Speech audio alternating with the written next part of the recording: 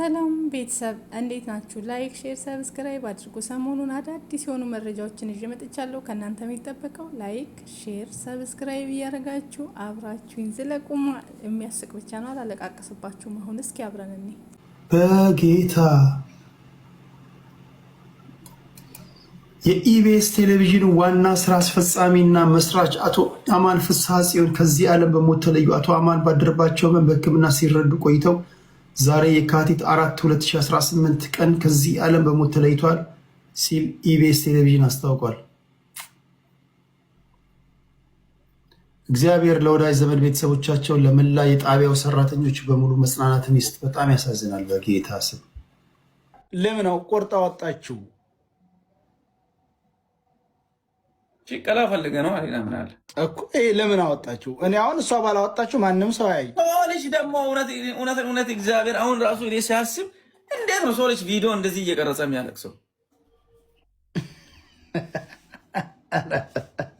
ኧረ አንተ መቼኝ ላይፍ ላይ ያልቅስሽ ሰው እግዚአብሔር እውነት አሁን ሲያስብ ሰው ላይፍ ላይ ያልቅስሽ እንዴት በቃ ቪዲዮ አድርጎ ፊልተር አድርጎ ተካክሎ ቪዲዮ እንደዚህ እየቀረጸ እንዴት ነው የሚያለቅሰው? ዝሮ እንግዲህ አንተ ለሷ ጥሩ ውለታ ነው ያልከው ብዬ ነው የማስበው። አንተን መታ ተኮነች እየሞከረች ነው። አዎ እሱ ነገር አሪፍ ነው። እየሞከርኩ ነው ያለችው አሪፍ ነው። እየሞከረች ነው አልወቅ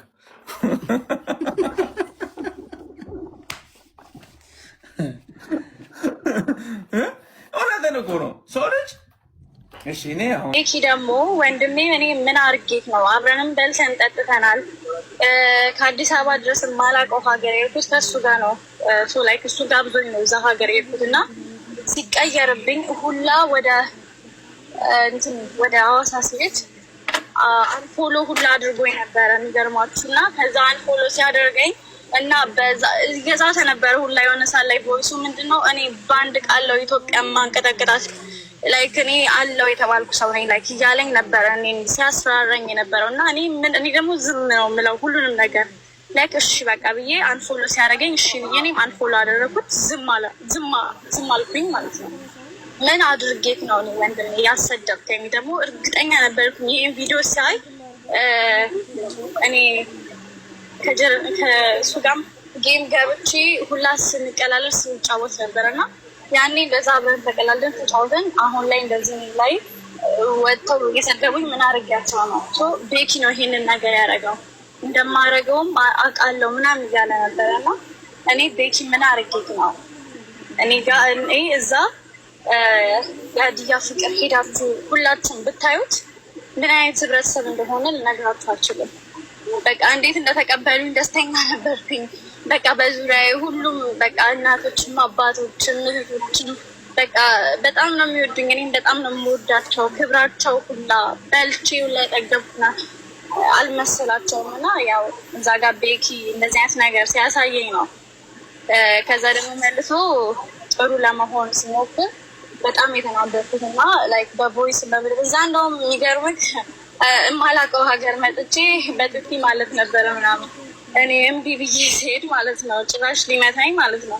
እና እኔ እንደዚህ እዛ ሀገር ሄጄ ለአንድ ሰከንድ እንዴት ነው የምቀመጠው? የእሱ ሀገር ነው ገባክ? ለእኔም ህብረተሰብ እኮ ናቸው። ግን በጣም ነው እኔ ለእነሱ አይነት ህብረተሰብ አይቻላቅም። በቃ ሄጄ አይቻለው። በጣም ነው የሚያከብሩት። እንግዳ በጣም ነው የሚወደዱ ናቸው። ከእነሱ ጋር ምንም አይነት ችግር የለኝም። ያን ቀንም ሌሊት አላድርም ብዬ ሄድኩት በዚህ ምክንያት ነበረ። እኔ ዛሬ ስለ ወልዴ ልናገር ነው የመጣሁት ማለት ነው። በመጀመሪያ ግን ይቺ ልጅ መኪና ይሰጥሻል ተብላ ሿሿ ተሰራች። ከዛም በኋላ ደግሞ በቃ የተወሰነ ብር ተቦጭቅ ያን ሁላ ሲሆን ግን በካሜራ መከራዋን አበሳዋን እያሳዩ በ44 ካሜራ ዙሪያዋን ተከባ ነው ስትሰጥም ስትነሳም ስትቀመጥ ስተነፈስ ሁሉ የነበረው። ግን የሚገርማችሁ ነገር ማለት ነው ወልዴ ጊዮርጊስ ቦስ ይሄም 1 ሚሊዮን ብር ሲሰጠኝ ማንም ሰው ሳያይ መኪና ውስጥ ወላሂ ለአዚም እኔ እና እሱ ብቻ ሆነን ያን ብር ቆጥሮ የሰጠኝ አንድ ካሜራማን እንኳን እኔ እንኳን ለምንድን ካሜራ አትቀርጽም ቪዲዮ ለምን አንፖስትም ስለው አይቶ ይቅርብህ ላንተ ጥሩ አይደለም ነው ያለኝ። ብዙ ሰው በውስጥ እየመጣ ብሩን ሰጥቷል አልሰጠህም እያሉ ሳይሰጥ አጭበረበረ እያሉ ብዙ ሰው ሲሉ ነበር። ወላሂ ለአዚም ለኔ ሲሰጠኝ አንዲት ካሜራ አንዲት ፎቶ ሳያነሳ እሱና እኔ ብቻ መኪና ውስጥ ተቀምጠን ያንን ብር ቁጥር አድርጎ አንዲ ሳያስቀር የሰጠኝ ማለት ነው። አሁን ያንን ነገር ሳይ ማለት ነው አንተ ትለያለህ ለማለት ነው። በቃ እንዲያንተ አይነት ቃሉን አክባሪ በተግባር ሰሪ ማንም የለም። ወላሂ ይመችህ ረጅም እርሜ ሰፍ ከሩቅ ሆናችሁ አስተያየት ለምትሰጡ ማጋይ አንተ አስተያየት ስጥ፣ እኔ መኪና እሰጣለሁ። ኤቢዬ አባቴ ኩራታችን ነሽ። በነገራችን ላይ ከሩቅ ያላችሁ እናንተ አውሩ፣ እሱ መኪና ይሰጣል። ሰምታችኋል። ግን የቢሻ መኪናዋ እኮ ጉንፋንና ትክትክ አለባት። 2 ደቂቃ ሄዳን የቆመችው እሱ መኪና እኮ እዚህ አሜሪካ በየስትሬቱ ፍሪ ተብሎ ይለጠፋሉ። ገባ? መኪናው ቀርቶባት የኛ ኩራታችን የቢሻ መኪናው ቀርቶባት ነፃነቷን ስጣት። አሁን እኮ አሁን 19 ቪዲዮ 18 ቪዲዮ ሰርተባታል። እዚህ ቪዲዮ ላይ ጊዜ የለኝም ብለሃል እኮ አባቴ። ጊዜ የሌለው ሰው እንዴት ነው 19 ቪዲዮ በየቀኑ? ትላንት ወደ 40 የሚሆን ቪዲዮ በ2 ቀን 60 ቪዲዮ ከሰራ አንተ ጊዜ የለህም። በጣም ጊዜ ያጥራል። በጣም ነው ጊዜ የሚያጥር። እባክህ እውነት ጊዜ ሳይኖር መተለኛ ጊዜ ስለሰጠህ እጅግ በጣም ነው ማመሰግን። እንዳንተ አይነቱ ባለሀብት ባይኖረን ኩራታችን፣ ለችግራችን ደራሽ የወገን ደራሽ እኮ ነህ አንተ። በጣም ጀግና ነህ። እቺ ልጅ ምን አጠፋች? አሁን ገንዘቤን በላሁት በቃ በላሁት፣ መብቷ ከሰጣት በላው ምን ትበልታል? ጋሽዬ ጌታዬ ትበል ትስገድ። አሁን ዲስሪስፔክት አደረግሽ። አላረገችም። መኪናው የተበላሸ መኪና ነው የሰጣት። ሁለት መኪና ላይ ትሪክ የሰራሃት። አንደኛው መኪና ቀየርክባት። የኔ ነው አላልክም እንዴ? መኪናው ማጋይ የኔ ነው መኪናው ቆሟ ኑና ወሰዱ አላልከንም? ከዛ እንዴት የሰው ሆነ? የሰው ነው መኪናው የሸጠው ሰው ይወጥቷል አልከኝ። እስካሁን አልተመለሰም ከቫኬሽን። አሁን ደግሞ ሁለተኛ መኪና ገራዥ ቆሟል ተበላሽቶ። ምን ታርገው ወስዳ? ምን ብቅል ታስጣበት? መኪናውን ወስዳ ብቅል ታስጣበት? አንተ ከሰጣሃት መኪና ይሄ 3 ደቂቃ ሄዳ ተክ ብሎ እንደዚህ እንደ ጉንፋን ተንተክተክ ከቆመችው ይልቅ አንተ እኮ ቪዲዮ ሰርተባት ያገኘው ብር ይበልጣል። እኔ ብታሰድበኝ ብትልኝ ግሩፕ እንደዚህ ብትለኝ እኔ አልሰማም። ልጅቷን ተዋት በቃ። እግዚአብሔር ይስጥ። እስካሁን ሰጣታል። ተዋት፣ ፍቷት፣ አትደውሉባት፣ ቴክስት አታርጉላት፣ ቮይስ አትላቁ፣ አታስፈራሯት። አሁንም አስራችኋታል። ፍቷት፣ ልቀቋት። ከናንተ ድራማ አሁን የምትረዳው ለምንድን ነው? አትረዳ የምትለው ለምን አትረዳ ትላል? ትረዳለች። ሌላው ትክክለኛ ድራማ የሌለው ይረዷታል። እና አዶናይ መጥተው ገና ይረዷታል። ድራማ የሌለው ለምን አዶናይ ድራማ አይሰራም? ለምን አዶናይ በእርዳታ አይጨቃጨቅም? አባቴ ይባላል። አንቺ ምን የሰራሽው ስህተት አለ የሚያስፈራሽ? ሞኒቴው አሁን ቪዲዮ እየሰራ ምናምን እያለ ነው። ገባሽ? ለዛ ነው ይክሰስ። ምን አረገች ይቺ ልጅ? ሳሪ ምን አደረገች? እሷ ብቻ አይደለች፣ እኛም ነን። ውዴ ይክሰሰን። ምን አደረግን? እናንተ እኮ ናችሁ ሰው የልብ እንዲሰማው የምታደርጉት። ምን ስህተት ሰራን? እዚህ ጋር ሰጣት፣ ወሰደባት። ነይ ስልንሽ ለምን አልመጣንምሽም ብለን ወቀስናት። ምንድን ነው የተፈጠረው? አሁን ከሁሉ በላይ ማለት ነው እሱ ፐርሰናል ፕሮብሌም ነበረባቸው መሰለኝ ተሙ እና እኔ እንደደሙ ነገር ታሪክ ውስጥ አትግቢ ጌጤ። አዳምጪ ልንገርሽ፣ የማይመለከትሽ ጉዳይ ውስጥ አትግቢ። ከኔ ጋር ኬዝ ይኑረው ከከሌ ጋር አንቺ እርዳታ ፈልገሽ ሰው ፊት ወጣሽ። የሆነ ነገር አረጋለሁ ብሎ ሲነሳ ህዝቡ ገፋፋው፣ አደረገልሽ። ደስ አላለውም፣ መልሶ ቀየረው። እሱም መብቱ ነው። አንቺም ደግሞ አለመስጠትም መስጠትም መብትሽ ነው። በስምሽ አስደርጎልሻል፣ አለመስጠት መብትሽ ነው። ብሩንም ስጦታ ብሎ ሲሰጡሽ ምስክሮች አለሽ፣ አለመስጠት መብትሽ ነው። መኪናው አይጠቅመኝም ብለሽ ካሰብሽ ነይኔ ጋራዥ ወስጄሽ ስክራፕ ተደርጎ ይሸጣል። መኪናው የለም እኔ ጋር ወስደውታል። ሲጀምር ስሙን አነሳሽ? አላነሳው። በቃ ይሄ ነው ያንቺ ነገር። ልመልስለት እችላለሁ፣ ብሩን ግን አልመልስም። እውነቱን ለመናገር መመለስ ስለማልችል በልቼዋለሁ። በቀደም ትላንትና እንደዚህ ገንፈል አደረኩትና እንደ መረቅ ምናምን ሾርባ አድርጌ ጠጥቼዋለሁ። ኦኬ ይሄን ቪዲዮ እንደምታዩት የመጀመሪያ መናገር የምፈልገው ነገር this is በጣም disrespect for me, you know በጣም disrespect ነው። ምክንያቱም አንድ ሰው ተቸገረ ብዬ እኔ ወጣት ነኝ ወራሚን ለሰው ይሄንንም ማድረግ መብቃቴን መጀመሪያ እግዚአብሔርን አመሰግናለሁ። ግን ይሄን ነገር ለሷ ያረኩላት እንደምታዩት እኔ ከዚህ በፊት ቪዲዮ እንደሰራውላት የሰጠዋት ብር ደሞዝ ነው የሰጠዋት ደሞዝ ነው የሰጠዋት ማለት አንድ ሰው ደሞዝ ሰጥተው ከዛ በኋላ ግን በቪዲዮ ወጥቶ ብሩን አልሰጥህም ቀቅዬ በሾርባ በማንኪያ አድርጌ ጠጥቻለሁ አይባልም። አንደኛ ነገር ሁለተኛ ነገር የተቸገረ ሰው ደሞዝ ተሰጥቶት አለ ወጥቶ ስላለቀው እንደዚህ አይወራም። እኔ አስሎንጋስ ደሞዝ ከከፈልኳት ቀድሚያ ከሰጠዋት ብሩን ደሞዙን የሰጠዋት በሙዝ ብዬ አንደኛ ስሌቨሪነት እንዳይሰማት ከሰው ተቸገርኩና በችጋሩ ድቄ ተቀበልኩ የሚል ስሜት እንዳይሰማት እኔ ጥሩ ሆኜ በስራ እስከዛ ድረስ ሌላም ስራ እየፈለግሽ ማቋቋሚያ ይሆንሻል ብዬ ነው ይሄን ነገር ለማድረግ የፈለኩት።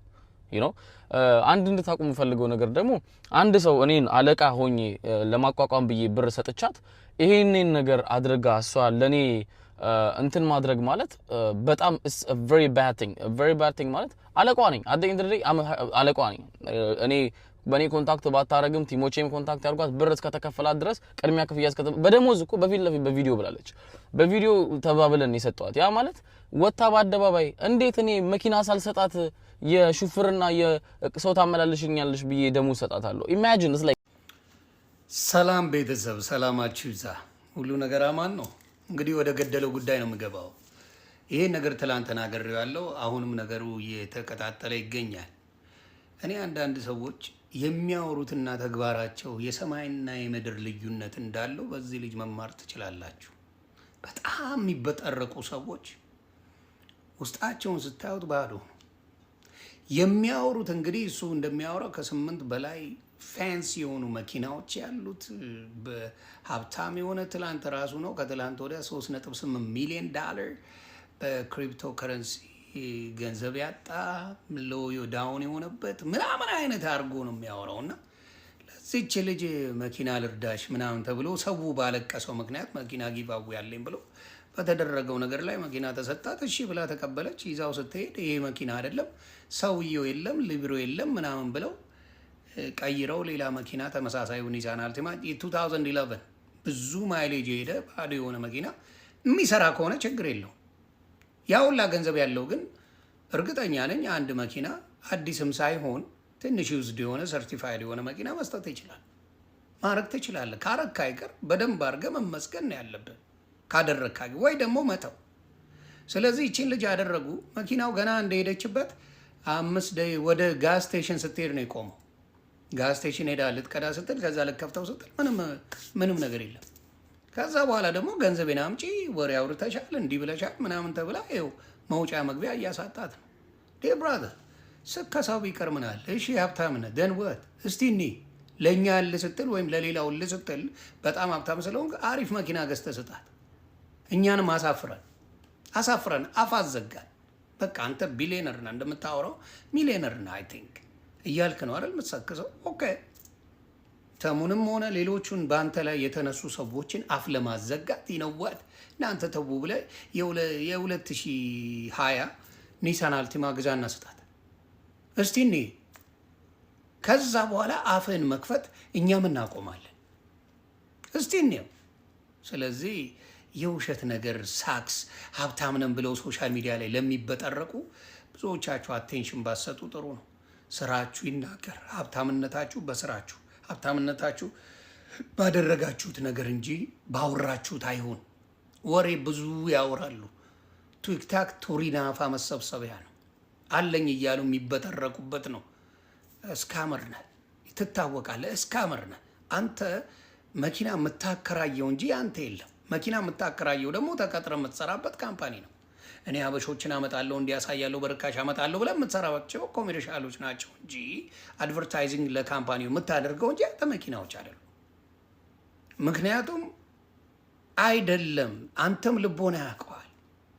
ሳክሱ ይቅር አይጠቅምም። የኛ ህዝብ ላይ መሰከሱ ጥቅሙ ምንድን ነው? ጥቅሙ ምንድን ነው? ነገሩ ምንም ቤኔፊት የለውም። እና ከእንደዚህ አይነት በጥራቆች ተጠንቀቁ ለማለት ነው። አሁንም ዮኒ ማኛ ለማናደድ ብለህ እንደው ላድንቅ የ2020 ምናምን ኒሳን አልቲማ ግዛና አፋችንን አዘጋው። ይህን ማድረግ ትችላለህ? አትችልም። የ2011 የዛሬ 15 ዓመት መኪና እንዴት አድርጎ ነው የሚሰራው? እንዴት አድርጎ ይሰራል? አይሰራም የትም ቦታ ላይ። ስለዚህ አትበጥረቅ ለማለት ነው። ሌሎቻችሁ ደግሞ ተማሩ። ዝም ብላችሁ አታሽቃፍጡ። እውነት ተበድላለች። እንጀራዋን ነው የዘጋው። እኔ ምን ማድረግ እችላለሁ መሰለሽ እህቴ?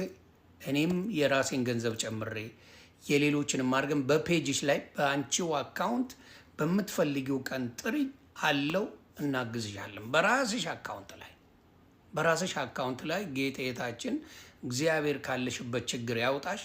በራስሽ አካውንት እኔም ሆነ ተሙንም አመጣዋለሁ። ሌሎቻችንም አግዘን ከራሳችን ሌሎችም ሰው ጨምረን አንቺ መርዳት እንችላለን። እና ከዚህ ሳክስ ብዙ ሰዎች ብትርቁ አለን ብለው ለሚበጠረቁ ሰዎች 10 ጊዜ መሴጅ ብታደርጉ አይመልሱላችሁም። እርግጠኛ ሆኜ ነው የምናገረው። እና መበጥረቅን አቁም ለማለት ነው።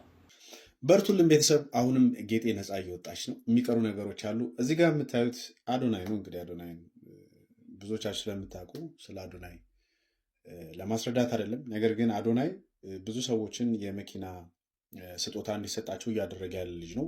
ብዙ እርዳታዎች ይረዳል። ብዙ የተቸገሩትን ይረዳል፣ ያስረዳል አይደል?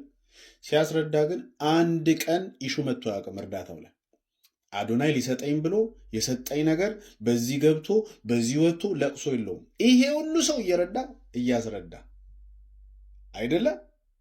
እዚህ ጋር ደግሞ ባለሀብታችን አንድ አሮጌ መኪና ተሰጥቷት 6 ሚሊዮን ኢሹ ይዞ መጣ። ታዲያ ለምን አዶናይ አይቀናበትም? ታዲያ ለምን አዶናይ ላይ ሰው አልተነሳም? እርዳታ ላይ ችግር አለ። ለምን ችግር ከሌለብህ ማንም ስለማንም አያነሳ። አትደበቁ። ስለሚቀኑብኝ ነው በዚህ ገብቶ ጊዜ የለኝም እኔ እንደዚህ አይደለም። ድራማዎች ያለ ድራማ ሰው ልጅ መርዳት ይቻላል። ድራማ አልወድም እኔ። የተሰራው ድራማ ነው። ስለዚህ አዶናይ ይሄ ሁሉ እርዳታ ሲሰራ አንድም ቀን መኪናው እንደዚህ የሆነ ብሩ እንደዚህ ሳይደርሰኝ በዚህ ገብቶ አልተባለም። አንድ እርዳታ ግን ይሄ እሰጣለሁ የተባለው ድራማ ላይ ግን ተሰራ። አሁንም ምናልባት አዶናይ ወደዛ ወደ ዱባይ የሚመጣ ከሆነ ትክክለኛ ድራማ የሌለው እርዳታ እነሱ ያስረዷታል። ለማንኛውም ዛሬ ጌጤ ፔጇ ላይ የተዘጋጀ ጌም አለ። በኢትዮጵያ ይመስለኛል 5 ሰዓት ካልተሳሳትኩ በሷ ቤት እዛ ሁላችንም እንገኛለን። ሰፖርት ተደረገ። እኔ ዓላማዬ እንድትወጣ አሁን እየተናገረች ነው። አሁን ያንን ብሬክ ዳውን አደረገችው፣ መናገር ጀመረች። አሁን እሱ ለምን ተናገርሽ ጭራሽ እንዲህ ዲስሪስፔክት አደረግሽኝ ተብሎ ፋይት ተጀመረ እና እኔ ነፃ አላወጣሁትም። እንዴት ናችሁ? እኔን የሰደባችሁ ሰዎች ሰላም ነው? እኔ ሁሌ እንደዚህ ነኝ። መጀመሪያ ተመርቄ አላውቅም፣ ግን ብሬክ ዳውን አደርጋለሁ ያመንኩበትን ነገር። አሁን ላይ እኔ ጨርሻለሁ።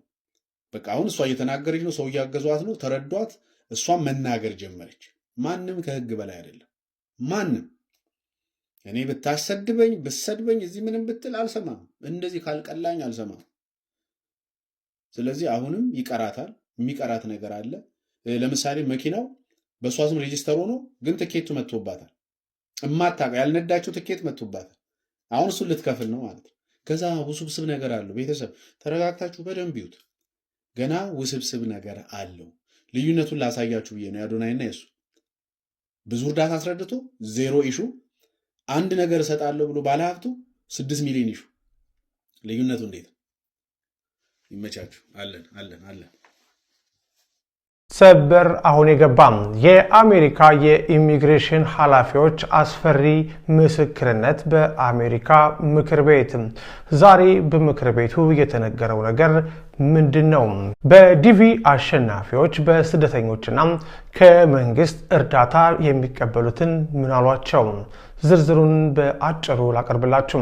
ዛሬ በአሜሪካ ዋሽንግተን ዲሲ አንድ ትልቅ ክስተት ተደርቷል። የትራምፕ አስተዳደር የኢሚግሬሽን ኃላፊዎች በምክር ቤት ቀርበው በሰጡት ምስክርነት የታዘዝነውን መጠነ ሰፊ የማባረር ወይም ማስ ዲፖርቴሽን ዘመቻ እንፈጽማለን ብለዋል። ይህ መግለጫ በአሜሪካ ላሉ ስደተኞች ብቻ ሳይሆን ወደ አሜሪካ ለመምጣት ለሚጠባበቁ የዲቪ አሸናፊዎችና የቪዛ ተጠባባቂዎች ምን ትርጉም አለው? የአይስ የድንበር ጥበቃና የዜግነትና ኢሚግሬሽን አገልግሎት ኃላፊዎች በሕዝብ ተወካዮች ምክር ቤት ቀርበው ነበረ። ዋናው መልእክታቸው ግልጽ ነበር። ማባረር፣ ፕሬዝዳንቱ አዘውናል፣ እኛም ያሉንን እናደርጋለን፣ እናባራለን ሲሉ ተደምጠዋል። ቀደም ሲል ወንጀለኞች ላይ ብቻ ያተኮረ የነበረው አሳር ተቀይሮም አሁን መጠነ ሰፊ ወይም ማስ ወደሚል ስል ተሸጋግሯል። ዜጎቻቸውን በዲፖርቴሽን ለመቀበል ፍቃደኛ ያልሆኑ አገራት ላይ ኢትዮጵያን ጨምሮ ማለት ነው የቪዛ እገዳው ተጠናክሮ እንደሚቀጥልም ፍንጭ ሰጥቷል።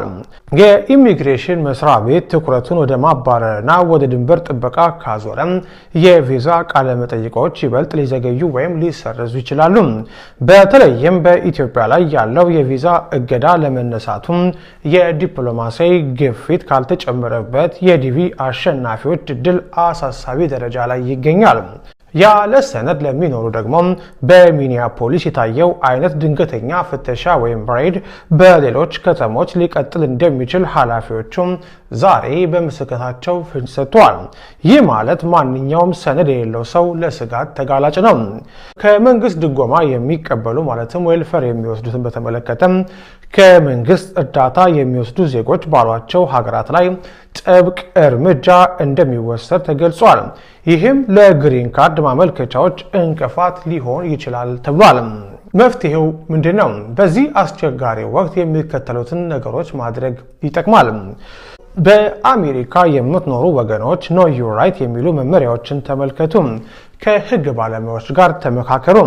ማንኛውም ህጋዊ ሰነድ፣ የግብር ወይም ታክስ ሪከርድና የስራ ፍቃድ በተገቢ ሁኔታ ያዙ። በየቀኑ የሚወጡ አዳዲስ የፖሊሲ ለውጦችን በንቃት መከታተልም ወሳኝ ነው። ያነጋገርናቸው የህግ ባለሙያዎች ለዛሀበሻ እንደገለጹት የቪዛ አገልግሎት የሚሰጠው ዩኤስሲአይኤስ የሰው ኃይሉና በጀቱን ወደ ማጣራትና ወደ ዲፖርቴሽን ሂደቶች ካዞረ መደበኛው የቪዛ ቃለ መጠይቅ ይበልጥኑ ሊራዘሙ ይችላሉ። ቀደም ባሉ ጊዜያት የወንጀል ሪከርድ ያላቸው ብቻ ይቀድሙ ነበር። አሁን ዛሬ በምክር ቤቱ ላይ ባለስልጣናቱ እንደተናገሩት ከሆነ መጠነ ሰፊ ማባረር ማለትም ማስ ዲፖርቴሽን ሲባል ማንኛውም ህጋዊ ሰነድ የሌለው ሰው የዘመቻው ሰለባ ሊሆን